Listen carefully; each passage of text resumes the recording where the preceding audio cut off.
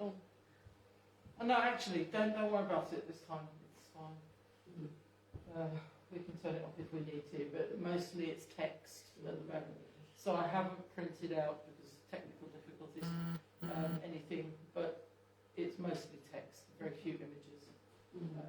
So it should be okay. I will print it when I get the chance. Okay, good afternoon, evening, everyone. So sorry I'm a little late. As I was just explaining to the couple of people in the room, I've had some technical issues with one program wanting to update and then taking over the entire computer, so I couldn't get the things ready for this evening. So my apologies for that. But I am ready, and I have got it now. So welcome to our New Testament Bible criticism study. What is it, about the 6th week or something like that? And could potentially be our last week, depending on how much we get through today. What we're looking at today is the subject of textual variants. Now, there are some things that need to be ironed out before we jump into the general subject of textual variants. One of them is that there are a lot of numbers bandied about the world on how many textual variants the New Testament has. Some of them are more accurate than others, but the thing about textual variants is the number of textual variants in the New Testament will depend on the way that you count the textual variants in the New Testament. And there are two primary ways of doing that. One of them is very inaccurate, and the other one is much more accurate. And that really is what we're going to be looking at today, the whole question of textual variants and what constitutes a variant, and then how we count the variants, and what some of the variants might mean for us as we begin to think about studying the New Testament in general. So the first question then is, what is a textual variant? Well, the definition is any place in the wording of a text where there is a difference. You've got two manuscripts, more manuscripts, two manuscripts or more, and you compare them, and somehow there's a difference between those two versions of the text. So that is a variant. It's not a mistake. It's not a difference in the sense of a conflict, but there is a variation, two different shades, perhaps, of the same thing in a lot of cases. But we need to remember that a textual variant does not include variances in capitalization or punctuation. They are never included in any definition of a variant, and the main reason for that is because ancient texts didn't have either punctuation or capitalization. They were either majuscule, so they were all capitals, or minuscule, so they were all lowercase. They didn't use that capital letters at the beginning of a word or for proper nouns. They didn't use that convention.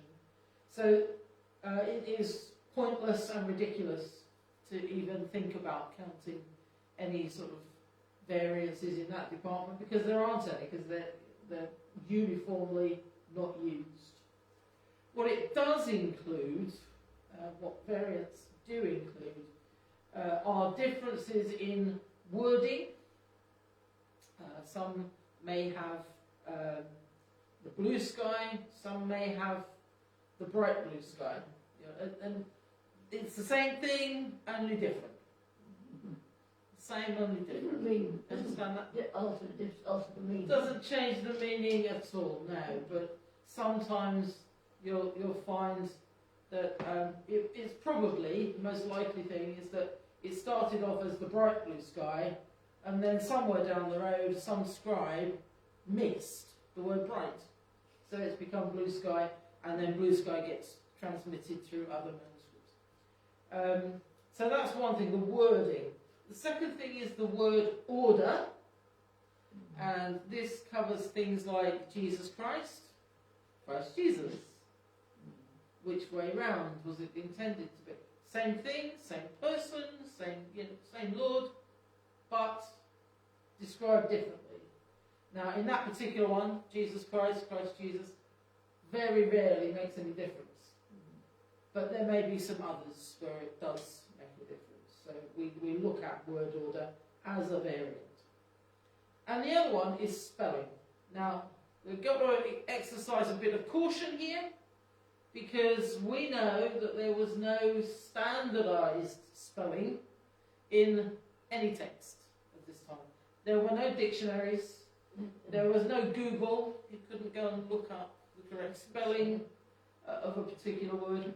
So words were, if they were misspelled, then the next person who copied that manuscript will have probably misspelled them as well, and may have introduced other misspellings of his own along the way. Depends really how dyslexic the scribe was. So, not capitalisation or punctuation, but we do include the wording, the word order, and spelling. Now, there are 5 basic types of textual variants in the world. The first one is omission. So when one text has particular words and the next one lacks one or more of those words. So something is omitted, something is disappeared, it's gone, it's been either deliberately or accidentally taken out from one to the other. So that's one type of textual variant. If there's a word missing, we'll count that as a textual variant. The next one is addition, and that's the opposite thing, where one or more words has been added to a particular manuscript. How do you know the timing? I mean, which came first? It's usually the date of the manuscript, that'll give you a good idea. And then if you know anything about the manuscript, that is, where did it come from, where was it copied from, how old was the copy that it was copied from. If you know any of those things, they can give you clues. Otherwise, you're really guessing. It's an educated guess, really, as to what is more likely to have happened during the transmission process. The third type of textual variant is transposition. And transposition is a changing of the order of the words. Words are the same words, but they may have been transposed, turned around the other way. This is the sort of Jesus Christ, Christ Jesus situation. And this here, Codex Cantabriensis, also known as Codex Bezae, which we've mentioned before at various points. This is really, really full of transpositions, this particular one. I've just shown it to you so that you can see that it's a codex on parchment, it's a majuscule. You can tell all of those things about it, so you can just look and see that. What you can't see so clearly on this image is the fact that this particular manuscript often transposes between 7 and 9 words at a time. Jumbles them all up, mixes them around. And what that suggests is, because it does it so often, it suggests something about the way the scribe works.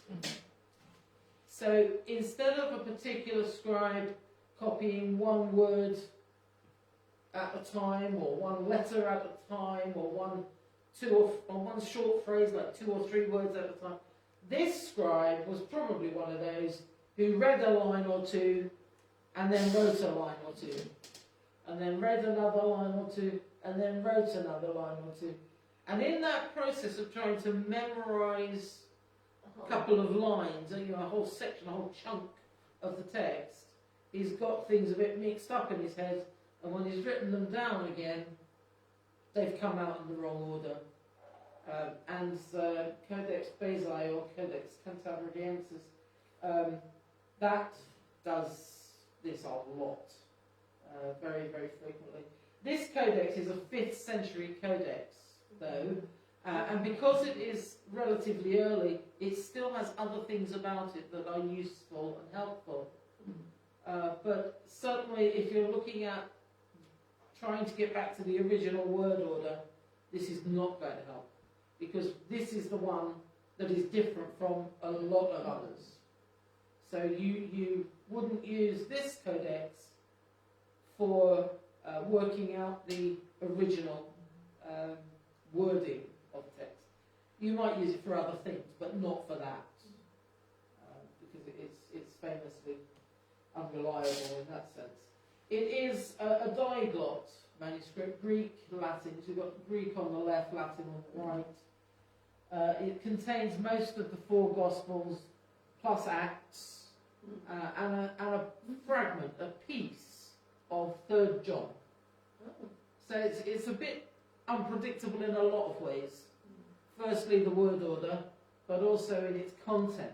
It's very unusual to have this particular combination of books all put together. So, you know, it's a manuscript that's got a history. It's had a past. You know, someone may have used it for lighting fires in the kitchen, or you know, drawing on, or they might have washed some of it and rewritten other things, and we don't know about it yet. I mean, there are all sorts of possible things that can happen to a manuscript, and it seems likely that Codex Bezae it's called Cantabriensis because it's housed in Cambridge, lives in Cambridge. This one. Yeah, this is definitely a manuscript with a past, and its transposition. This is the place. I mean, this is where you're going to find lots of transpositions. Yeah. So the 4th type of textual variant is substitution. And substitution means replacing one or more words with some other word or words. So, for example, we looked a week or two ago at John 4, verse 1. Do you remember we looked at this one in some detail? It was that one where we said there's one set of manuscripts that say, when Jesus knew, and then another set of manuscripts where it says, the Lord knew. And do you remember, we talked about it, we said that John never, anywhere else, never calls Jesus Lord until after the resurrection.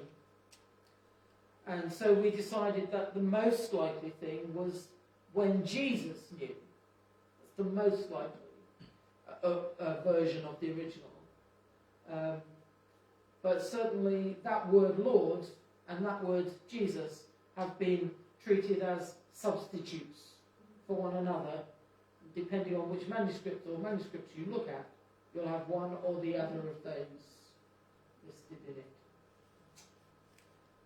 The 5th one is a total rewrite.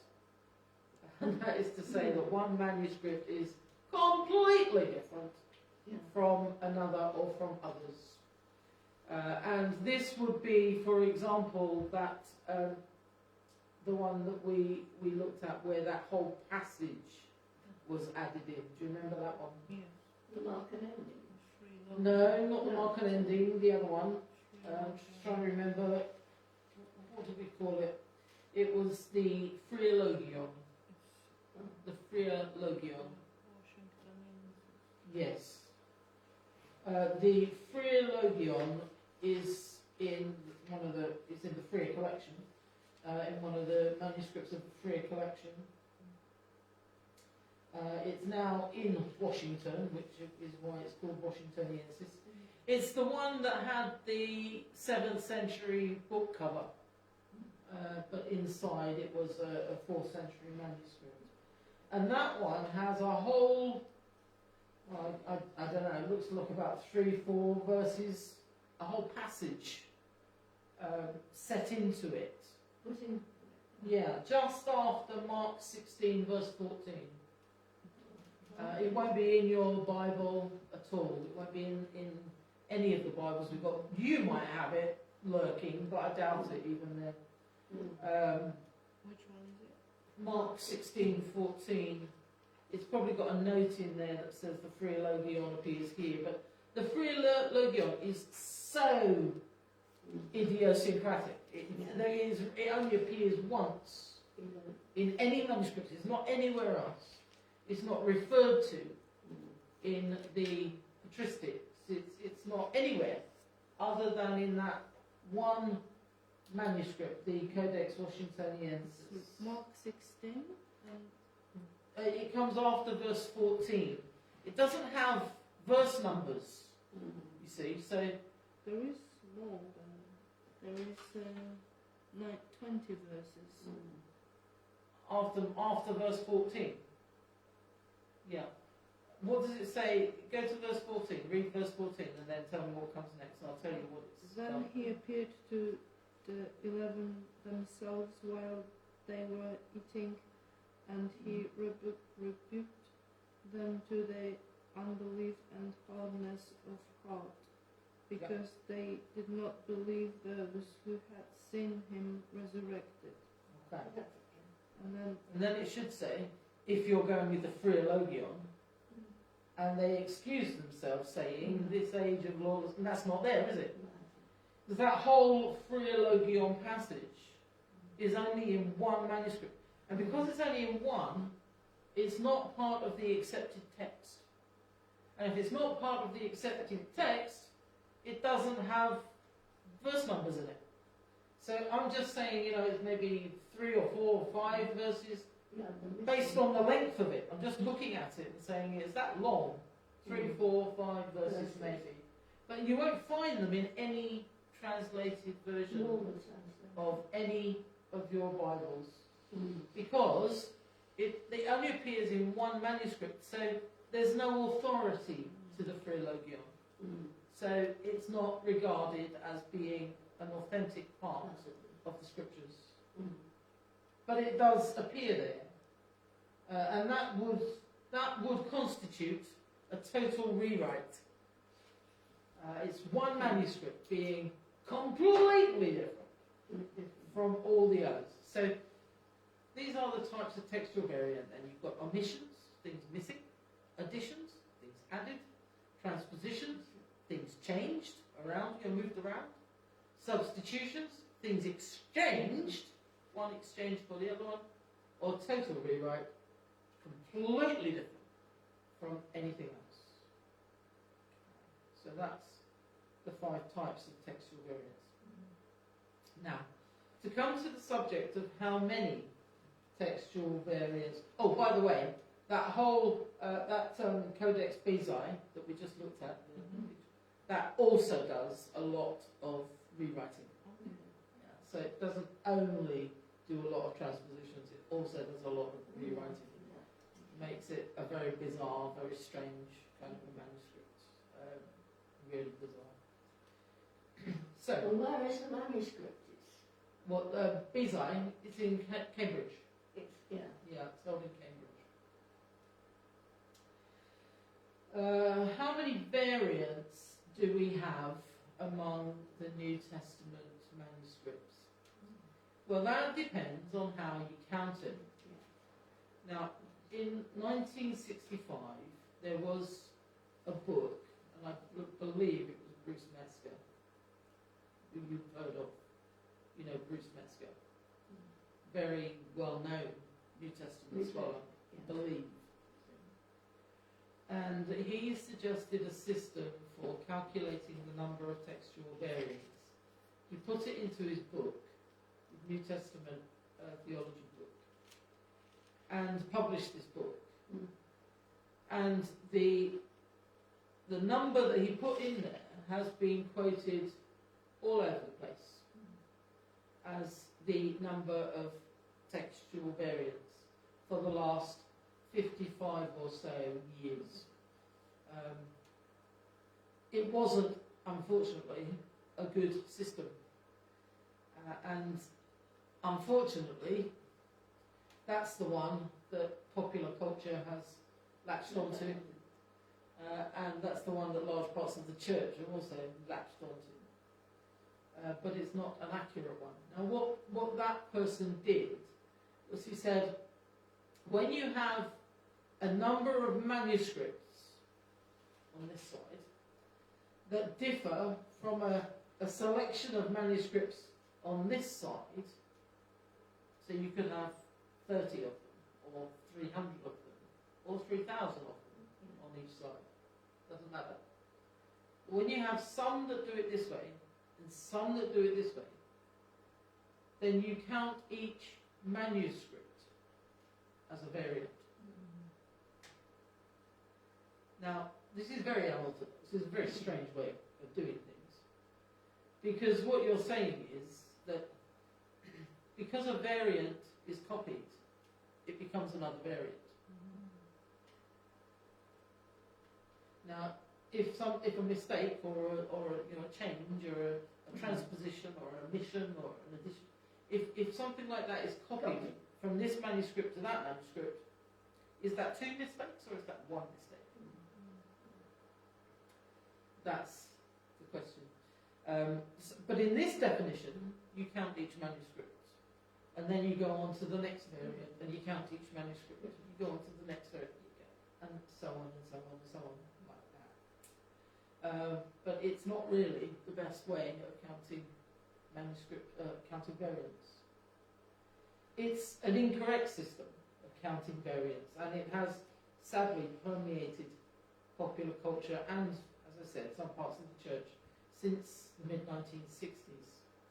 What this means is that if we have 1,000 manuscripts that say Jesus in a particular verse, and we have 1,000 manuscripts that say Lord in that particular verse, this system would list how many variants? 2,000 variants, yeah. So 1,000 variants for each version. So 1,000 variants of Lord, 1,000 variants of Jesus. But to you and me, in the real world, that's one variant. Some say Jesus, some say Lord. That's one variant. But according to this system, it would be 2,000 variants. Ouch. It makes for some big numbers. There's a better way to count each different, and when you count them that way, you go up into the millions very quickly, because you take every single slight difference and you start counting manuscripts. And remember how many manuscripts we have. You know, nearly 6,000 in Greek, and then you start adding Latin and Coptic and Armenian and all the rest. You get very, very, very big numbers. The better way of counting textual variants is to count each difference in wording, no matter how many times each one appears. So it could be 1,000 times in 1,000 manuscripts, or 1,000 times in 1,000 manuscripts. But when you compare them, the Lord and the Jesus, the Lord on this side, Jesus on this side, you count it as one. And when you do it that way, you have about 400,000 to 500,000 variants. Now that's still, yes, still a big, big number, but much, much smaller number than if you count all the manuscripts. Now, that sounds like a whole lot, and everybody's always surprised when you say 400 to 500,000 variants in total. It is a lot in one way. You know, it's a big number, so it seems like a lot. But if you look at the types of variants, then that gives you a much better perspective, firstly on the text, but also on the situation that we're dealing with. Right? So let me show you how we evaluate these. I'm just going to say 500,000 because it makes it, you know, a nice round number, and it's at the top end, so I can't be accused of minimising the issue. So about 500,000. What you need to do with each of these variants is to grade them. Now, how do you grade them? You grade them on a sliding scale. So a really significant variant, a really insignificant variant. Yeah, so it's a different, grading system. Now, this particular sliding scale has two ends to it. One of them is the end of how meaningful is this variant. That is to say, does it change the meaning of the text? How much does it affect the meaning of the text?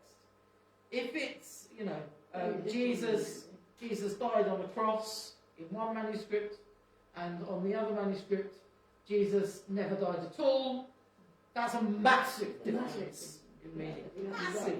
You can't even begin to unravel a variant like that. Fortunately, we don't have to deal with a variant like that. But you get the idea that, a difference like that would be right off the scale of meaningful. The other thing that we need to look at is how viable is a variant. How viable is a variant. Now, viable means, does it help us to trace the original text? Does it help us to get back to the autograph? Now, if we happened tomorrow to open up the vaults of Albemarle and find a letter in there, letter of St. Paul to the Romans, signed by Paul's own hand, verified AD 59, written from Rome, I Tertius, all of that is verified 100%, then that would be massively viable. It's not going to happen, of course, but it would be right off the scale of viable. And so when we're looking at variants, that's what we're grading. How significant is it in terms of the meaning of the text? And on the other hand, how helpful or unhelpful is it to help us to get back to the original? Yeah. These are the two things that we need to weigh up every time we look at a variant. Now, in terms of the significance of the variants, where do they go on this scale? There are 4 types or groups that we can grade each variant into. And these 4 groups are, some variants are neither meaningful nor viable. They're small alterations, small changes. They don't change the meaning at all, not meaningful. And they don't help us really to get back to the original text either. So they're not viable either. Yes, stupid things like that, yeah. Details, really. So some variances are neither meaningful nor viable. Some variants are not meaningful, but very viable. They don't change the meaning of the text, but they do help us find our way back to the original very clearly. Some are the other way around. Some are meaningful, they do affect the meaning of the text, but they're not viable. They don't help us to identify the original text. And the other one is that they are both meaningful and viable. They contribute to the original meaning of the text, and they contribute to finding the original text itself. So there you go, there's the 4 different types of variants. The 2 in the middle, very meaningful, very viable. The 2 on the outside, neither or both. That's the summary. Because this is using the words meaningful and viable a lot of times. It gets a bit confusing, doesn't it? So, neither meaningful nor viable, slap bang in the middle of our scale. Doesn't help us either way. Not meaningful, doesn't go any way that direction, but it goes a long way that direction. And then meaningful but not viable doesn't go anywhere that way, it goes a long way to the meaningful end of the scale. And then both meaningful and viable, big wide, both ends. So, to look at these one by one. If a text is neither meaningful nor viable, if it's neither, then it doesn't affect the meaning of the text, and it is very, very unlikely to go back to the autograph. These variants don't help us. Not for New Testament textual criticism. They don't help us. Fortunately, there are almost none of them. I mean, there are a tiny number of these. Tiny, tiny number. Fractions of percentages. Tiny ones. Tiny, tiny numbers. And they're very insignificant. So you can really run over these without saying anything else about them. There's nothing there that helps us. There's nothing there that is significant. So we'll leave those at that point. But if we go on to the next category, those variants that are not meaningful but are viable. They don't change the meaning of the text, But they help you get. but they do help you find your way back to the original autograph, to the Ausgangs text. You like it when I said that, didn't you? Over 75% of all textual variants belong in this category. In other words, most of the textual variants in the New Testament don't change the meaning. Precisely. Don't change the meaning at all. But they do give us signposts and pointers and helpers to find our way back to the meaning of, or the content of the original text. And these 75%, I mean, if it's 500,000, that's an awful lot of variance, isn't it? What would it be? 375,000 variants. That's a lot of variants. But these are mostly things like the movable new.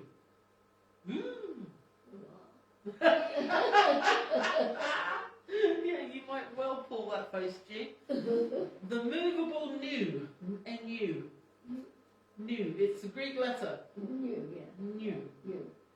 And it is movable. What does that mean?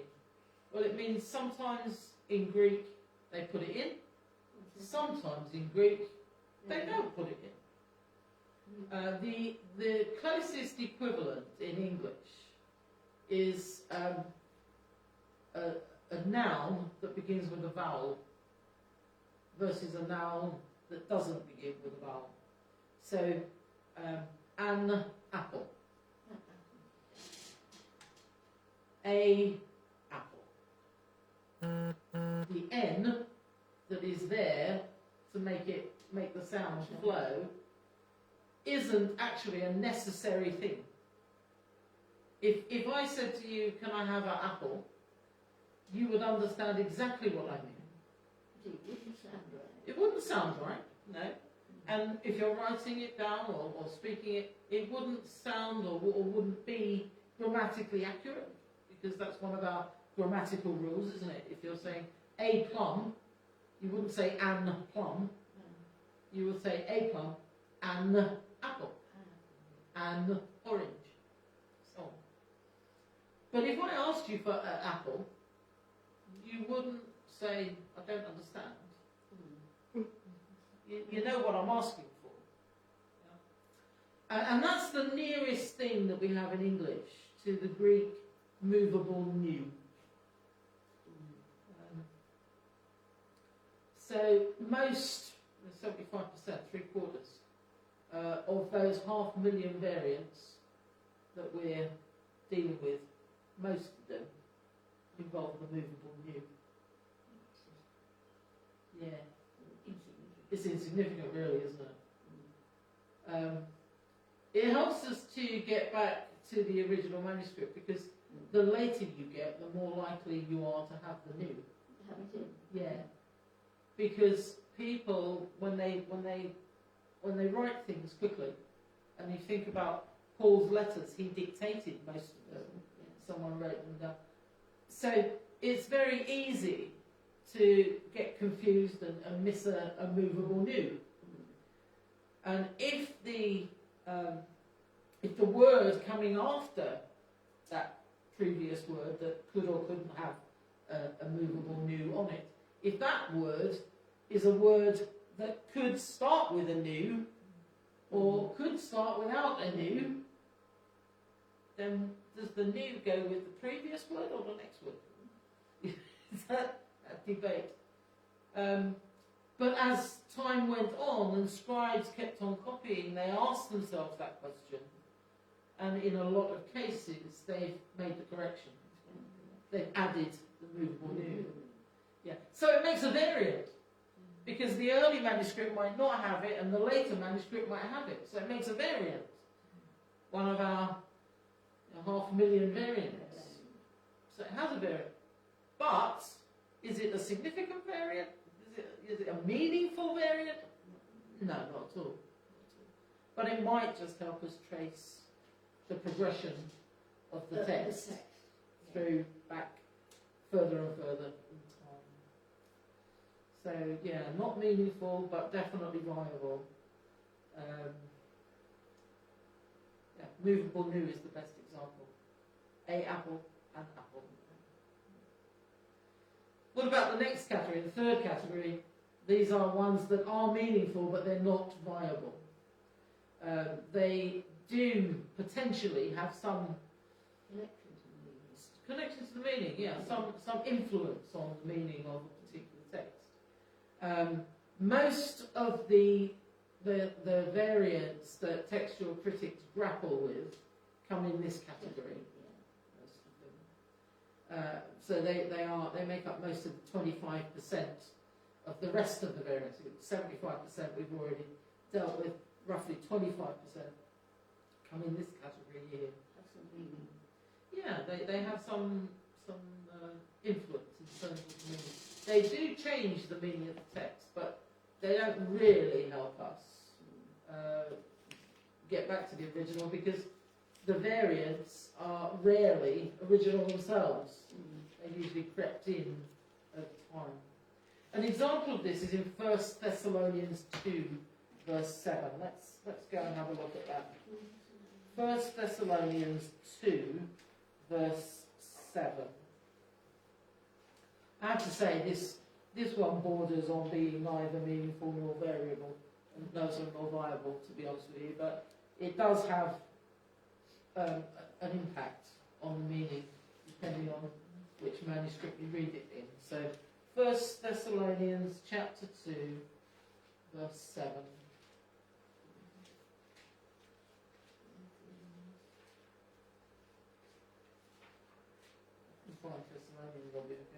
This Bible has tons of references, and it knocks me off. Can't figure out. 1 Thessalonians 2. Yeah, chapter 2, verse 7.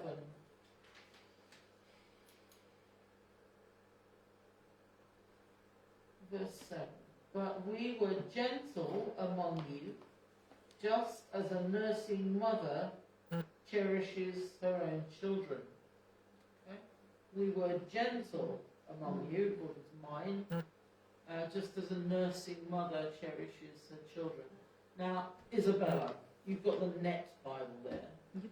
Tell me what the Net Bible says. Although we could have imposed our weight as apostles of Christ instead, we Do you became in that place?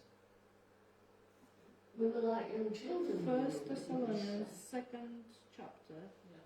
Verse 7. Yes. As a mother feeds and cares for her little children.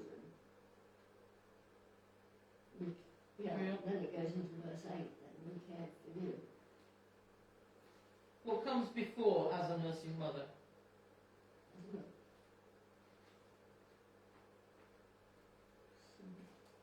Instead, we were like young children when we were with you. Okay, we were like young children when we were with you. Perfect. Perfect. Are you in 1 Thessalonians, not 2nd No, Thessalonians? 1 Thessalonians. Okay. Chapter 2, verse 7. Young children.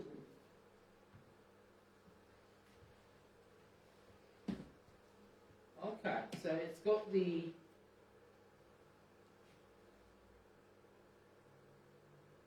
Okay, so it's got some extraneous text in here. You know, bits that are not in every manuscript, but they've added them in here. So that's all that's happening here. It's the same in Instead, we became little children among you, like a nursing mother caring for her own children. Yeah. Okay? Yeah, perfect. That's fine. It's just the first line and a half is not in every manuscript. It is in that one. They've chosen to go with the longer reading there. That's fine. The important thing for this particular point is just ignore the first line and a half and pick up with we. But we were whatever. We were gentle, or we were like young children. Yeah. Now, if you read the whole verse, you've got a reference there at the beginning to either young children or gentle. At the end of the verse, you've got a reference to being like nursing mothers. So, just on the references within the same verse, is it more likely that the Bible, that Paul, would have said, we were gentle among you, just like nursing mothers, or we were like children among you, and then came on to just like nursing mothers? In the new one. Probably the gentle, but You think gentle? Alright. You think gentle, but it's hard to... That we become little children among you. Okay, we became little children among you. This says young children, but In Jerusalem Bible it says we lived unassumingly. Sorry? We lived unassumingly Unassumingly. among you. Yeah, that's the gentle idea. Like a mother feeding and looking after her children. Okay, so we were gentle, we looked after you like little children, like a mother looking after her children. And what does yours say again, Jean? instead we were like young children when we were with you. Yeah, and then carry on. And as a mother feeds and cares for her little children, Okay, we cared for you. yeah. There is a problem with punctuation here, There is because obviously we don't have punctuation in the originals. So there is a problem. Either saying we are gentle, or we were gentle, sorry, when we were with you, like a mother caring for her little children. Punctuation-wise, that sounds quite nice. Yes, there's a comment But then there are some manuscripts where it talks about we were little children among you, and then you get in English it's a bit more complicated to make the mother metaphor work. Don't have that problem in Greek actually, but yeah. Where are we? There. So yeah, 1 Thessalonians 2:7, Paul says something like either we were little children among you, or we were gentle among you. In Greek, this is where things begin to come a little bit clearer. Why is there this confusion between gentle and little children? Because to you and me, gentle and little children are two very different things. different words, Completely different words. But in Greek, gentle, up there, is ipoi. Little children is nipoi. Yeah. Ipoi, nipoi. Now, even then, one begins with a vowel, the other one doesn't begin with a vowel. So to get a bit of clarification, let's look at the other word before ipoi or nipoi. The new, movable new intervenes. Yeah, this is one of those problems. Now on here, what I put is the Greek at the top, and then a transliteration to help us pronounce it. Even with the transliteration, it's not the easiest thing to pronounce. And then the English translation underneath it. Right? So, egenethemen ipoi, or ipioi. Egenethemen ipioi, we were gentle. Egenethemen nipoi. Oops, I've typed it wrong. Sorry, I've typed it wrong. I'll have to fix it. Hang on, I'll fix it. Oh, that's terrible. Can't do that. It's because I've cut and pasted it and I've forgotten to adjust it.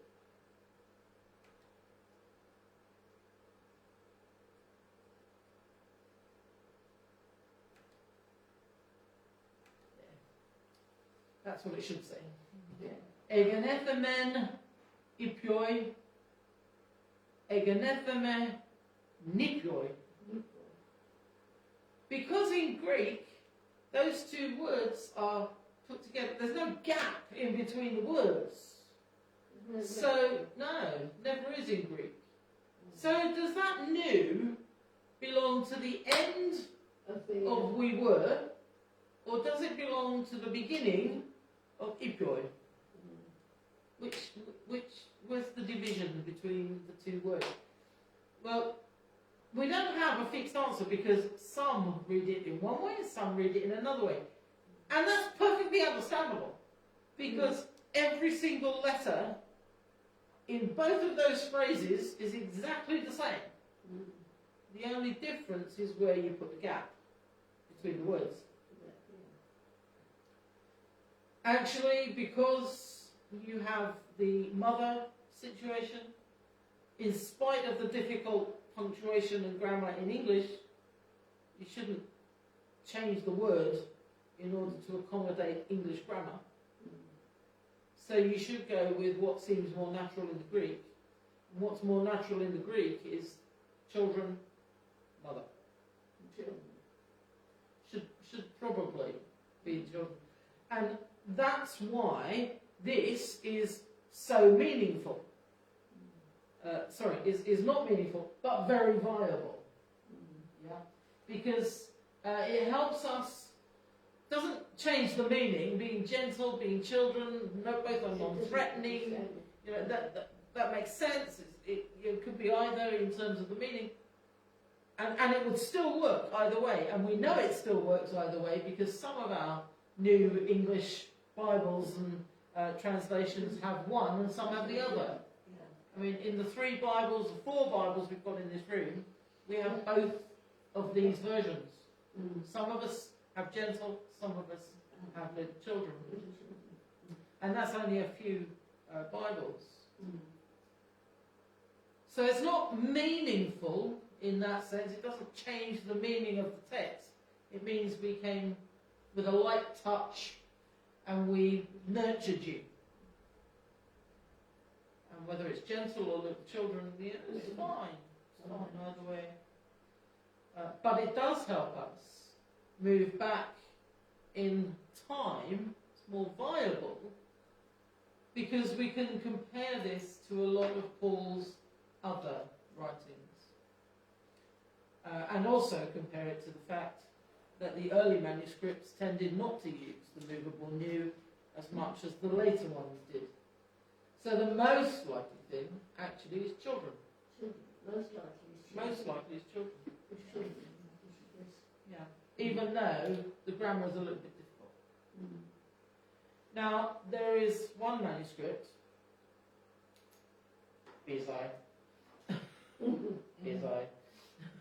there's one manuscript that does something completely unique in this place, and it is very, very dodgy indeed. It doesn't say we were gentle, it doesn't say we were children. It says this.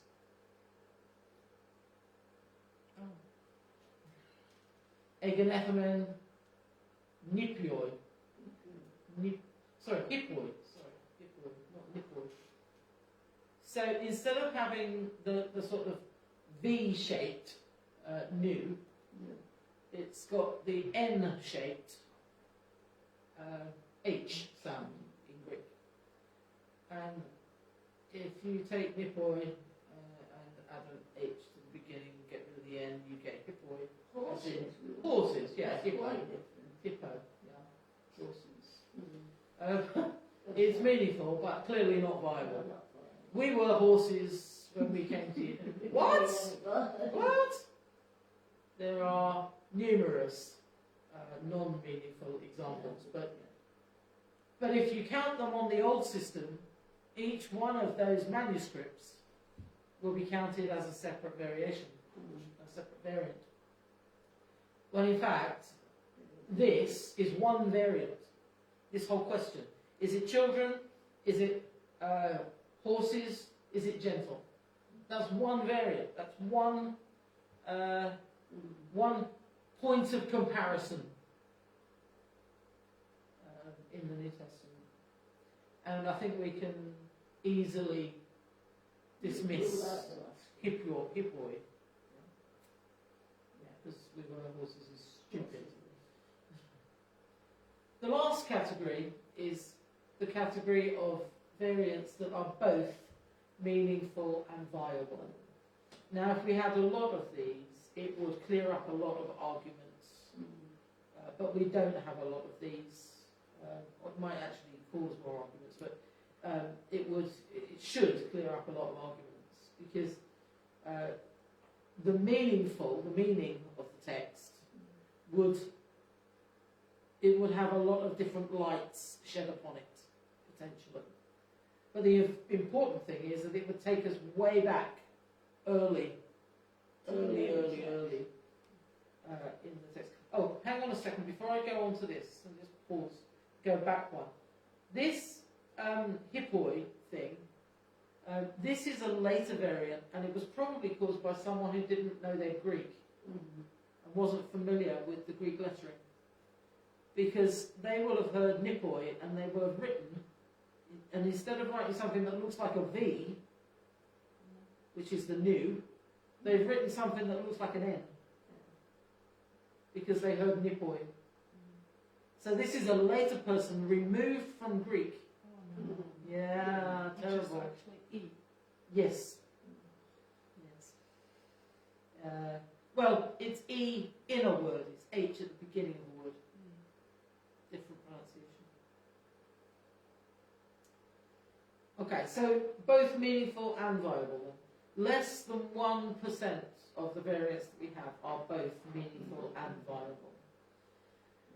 Now, these are, generally speaking, pretty contentious points that people argue about a lot. And the reason why they argue about them is because they affect the meaning so much. And so it's important that we know what the original meaning was, so that there is a lot of work done on this. There's a lot of time invested in this. The best example of this is Revelation 13:18, which we don't need to go to. It says very simply, the number of the beast is 666. 666. Everyone knows the number of the beast, don't they? Everybody knows that, surely. Jean, are you there? Are you in Revelation 13:18 already? Since you're there, we'll go there. We're there already. Revelation 13:18. Yeah. Here is wisdom.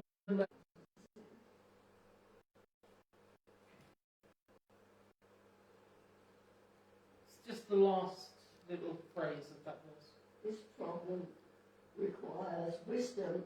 Anyone who is wise should figure out what the beast's number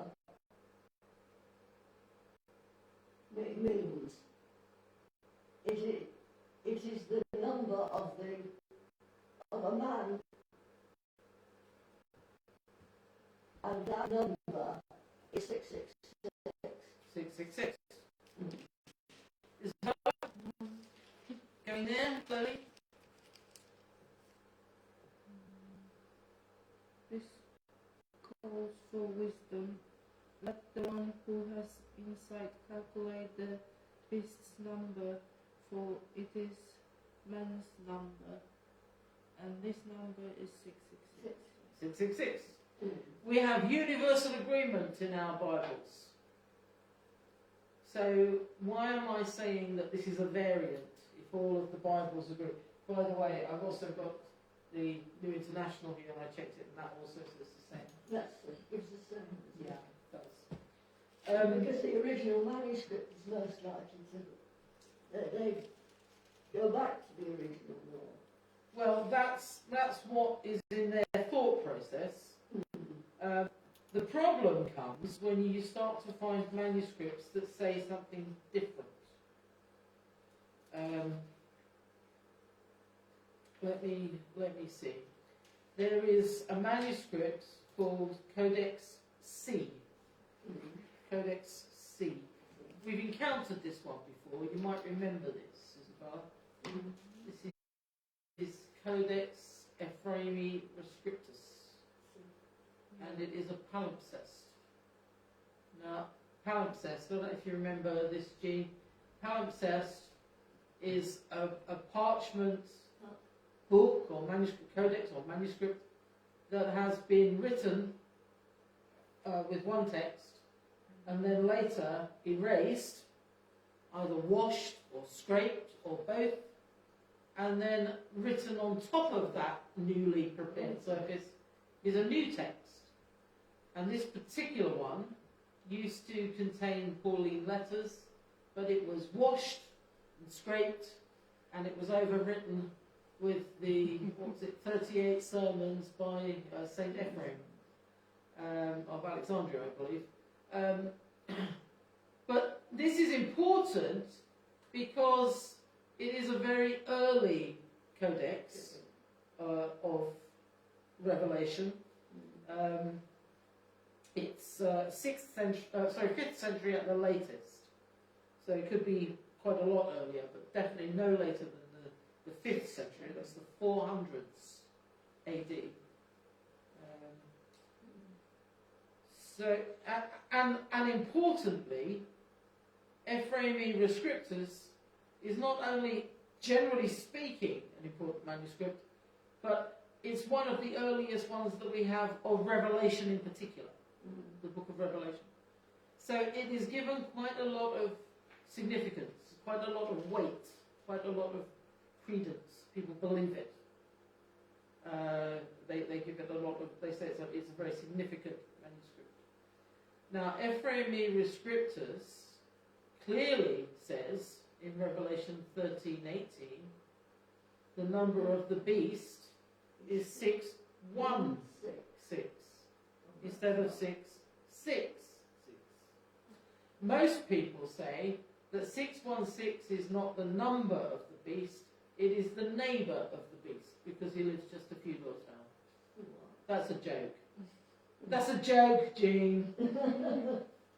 The beast lives at 666, and 616 is his neighbour a few doors down the road. That was a joke. It's not really true. Now, the thing about Ephraemi Rescriptus for a long, long time is that it was the only one, the only manuscript that we had that said the number of the beast is 616.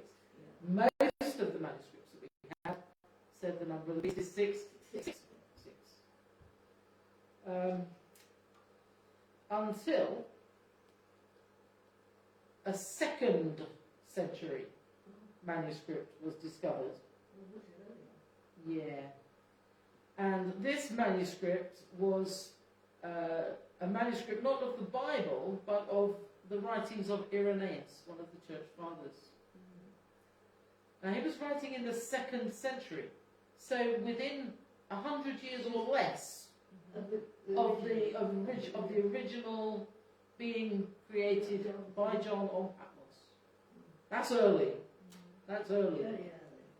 And when this was discovered, this manuscript of Irenaeus was discovered, it was seen that he said the number of the beast is 616. So now you have two places where the number of the beast is 616. One of them is the most highly regarded manuscript of Revelation that we own, Ephraimi Rescriptus. The other one is the earliest reference we have to Revelation, or this part of Revelation, by Irenaeus. Now, the evidence is beginning to tip, isn't it? And we're starting to think, I'm hoping that you're starting to think, maybe 616 is worth looking at. Maybe. Well, very, very recently, I mean within the last year or two, very recently, they found in the Ashmolean Museum, which is in Oxford, if you don't know, they found a new manuscript which they have called P115, and they've started studying. I mean, they've had it for a while, but they've started studying it and looking at it and figuring out what it says. It's P, so it's a parchment. So it has to be early because it's parchment. Yeah. So it's probably 3rd century, certainly no later than the 4th century. So in terms of time, you've got Irenaeus, 2nd century, this Ashmolean P115, which is within the next 100 years after Irenaeus. And then you've got Ephraimi Rescriptus, which is within another 100 years after P115.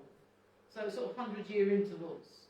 You've got these really, really important And it's keys. older than Ephraim's because it was already washed and rewritten. Say again. What's the question here? Well, the codex. Yeah. The Ephraim old- Rescriptus. Yeah, it must have been earlier than Ephraim's. Oh yeah. Yeah, definitely. So- Definitely. Yeah, definitely earlier. So, you know, And that is 616, is it? the what? The earliest Rescriptus is one, the one you just... the new one, The new one. P115. Yeah. That's 616. Just discovered to be 616. Mm. So this is 3 sources. No more than 300 years after John wrote it. Mm. Maximum. Probably less. But no more than that. Saying 616. Well, do you remember when I mentioned the principle of timidity? The principle of timidity. That's where people that produce Bibles are scared to change these really, really important bits, because if they start writing 616 in their script instead of 666, no one will buy it. Exactly, because people will look at it and say, oh, it's clearly wrong, because it doesn't even know the number of the beast, and everyone knows the number of the beast is 666. So, yeah. What you might find... Does it matter, though? Well, it depends, doesn't it? I mean, if you believe Revelation as a kind of literal prophecy, it matters hugely. If you believe it's literal, if you believe that. Augustinian numerology would say 666 is the Trinity of evil. It's the Trinity of evil, because 6 is the number of Satan and the enemy. Yeah. And if you've got 3 of those, it's the Trinity of evil. Yeah. But if you say 616, that disrupts the Trinity of evil. So then you have to start asking, how do we identify this new number and what is its connection with the beast? So it does raise theological questions, certainly if you have a particular interpretation of Revelation and prophecy. Does it matter for our salvation? Well, at the moment, no. If you believe in a pre-tribulation rapture, no. If you believe in a mid-tribulation rapture, a little bit. If you live in a post-tribulation rapture, my, you need to know the answer. You know, so, sorry, was that all confusing? Don't worry about it, I'll explain it later. So yeah, I mean, it depends on who you are and where your priorities are as to how important this is. But what we can say is that new discoveries in New Testament manuscripts are beginning to tip the balance back towards 616 from where it has been absolutely firmly planted in 666. Of course, if they do change it, all that prophetic literature will have to go on the bonfire, and a whole lot of horror films will have to be rewritten. But we shall see. You know, over the next little while, we might just find the weight of evidence tips significantly towards change. Who knows? We'll find out. Okay. So there we are. I'm going to leave New Testament textual criticism there. As fascinating and as interesting as it is, as fascinating as it is, we don't actually need anything more, because the way I've taught this, I've taught it quite slowly compared to the places where I sort of sourced all the information from. They tend to go at it very quickly, and that means that once you get to this point, you then need to go on and do a lot more defining of terms, looking at manuscripts, discussing passages, all of that sort of thing. But the way I've taught it, I've discussed the passages at the time when we were looking at that important thing. And I've shown you all the pictures of the manuscripts when we were talking about manuscripts and how they come to be created and so on. So from the point of view of what we needed to study in order to be prepared to tackle the New Testament text, we're there. Yeah, we've got everything we need. It's remarkable that really all these variants make very little difference to the whole meaning of the thing.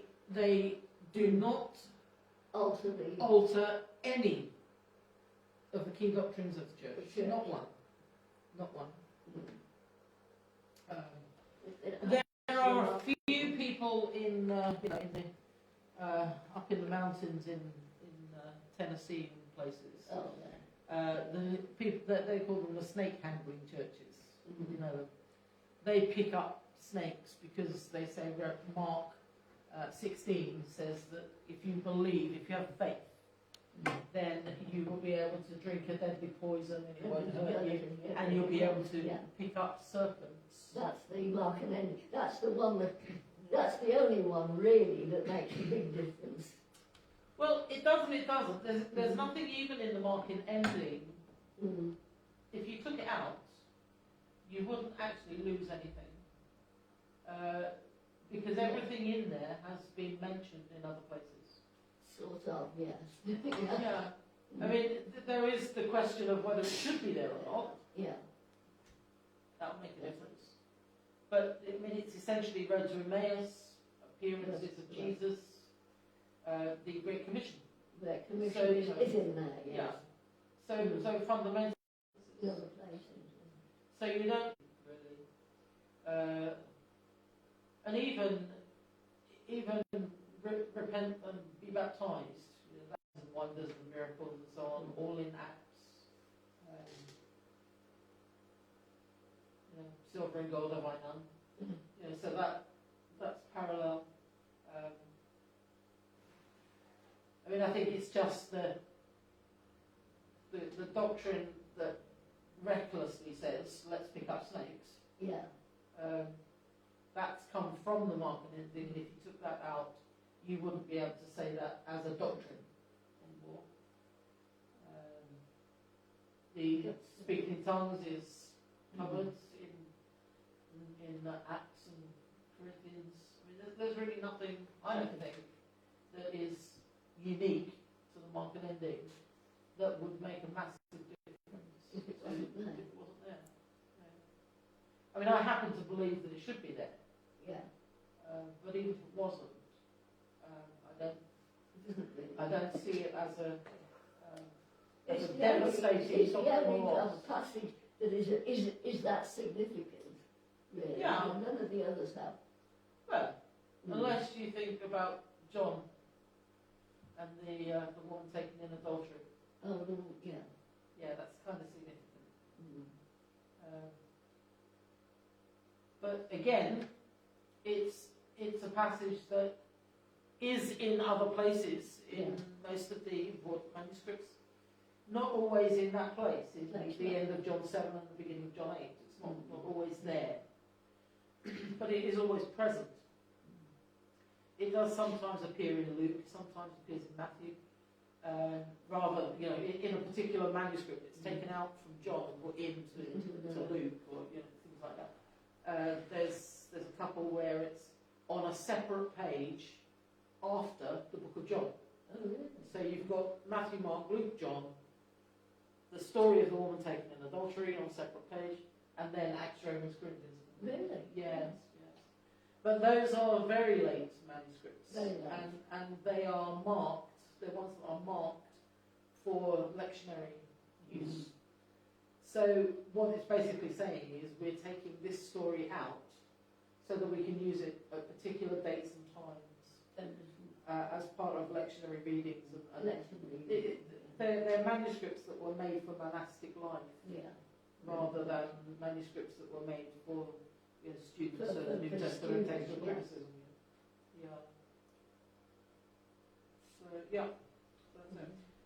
So we will stop our study of New Testament textual criticism there. But if you have any questions or anything that you're not sure of, ask Isabella.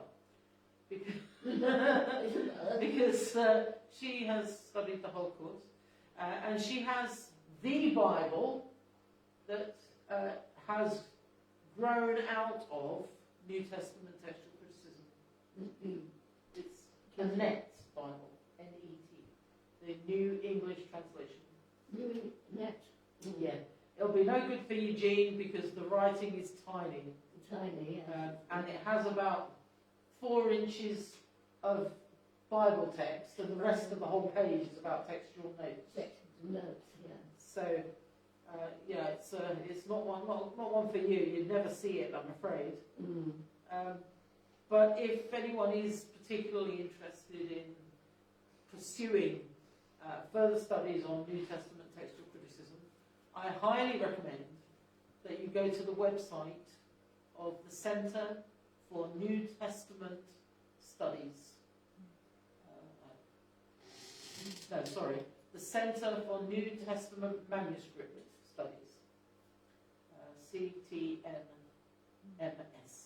Centre for New Testament Manuscript Studies. Yeah, and on that website, it's an organisation run by a chap called Dr. Daniel Wallace, who is himself an American, but he's a Presbyterian. Yeah, very nice chap. Has very strong opinions in some places, but doesn't let them majorly influence his interaction with different people. But the Centre for hang on, I've got it wrong. I'm sorry. The Centre for the Study of New Testament Manuscripts. That's it. Centre for the Study of New Testament Manuscripts. That's it. CSNTM. That's better. It's better. Centre for the Study of New Testament Manuscripts. In their resources section of that website, they have a series of short videos on all subjects relating to the current state of New Testament manuscript studies, textual criticism studies. And he takes you right up to date. He's got pictures of himself and his team going to different sites to record manuscripts and to photograph them, and his interactions with the people at these sites, monks and so on in monasteries up in the mountains of Greece and all sorts of places. He's very good, and there's all sorts of extra information on there if anyone is particularly interested in going any deeper.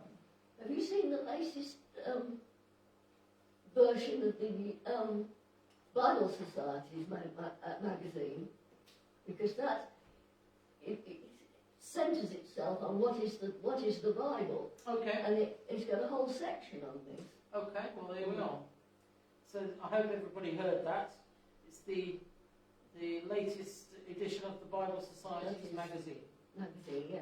And we are on, what date are we? The 5th? Yeah, 5th of March 2021. Yeah. So it's the version that it's came. the one that came in March or February. I got a copy of it this morning. Okay, Yeah. jolly good. But I just looked through it, and the whole thing is on what is the Bible. Okay, And wonderful, wonderful. So yeah, Bible Society magazine. We'll have one knocking about church, no doubt. It's the one for theological students, not the one for general public. Okay, Yeah. all right. Well, you can find it on their website, I'm sure. Mm. In fact, I know you can. You can find it there. So, thank you everyone who's followed along. Thank you so much for your time and attention. We will, in a week or two, not immediately, but in a week or two, we'll begin studying the Synoptic Gospels. Matthew, Mark and Luke. We'll do them all together. Matthew, Mark and Luke. So this is our first step into the actual New Testament. We've done the Old Testament, we've done that intertestamental period, we've done the study of New Testament textual criticism, and now we're coming into our final phase, study of the New Testament. And that's next week. No. I need a few weeks to take a breath and arrange my thoughts and get everything ready. So we're not having any. We won't have any Bible study for a week or two. And of course, we're coming up to Easter as well, which makes things quite busy. So we'll start again when I announce it. We'll see how everything works itself out. But thanks very much. Good to meet you all. Good to see you all. Have a good week. Bye-bye.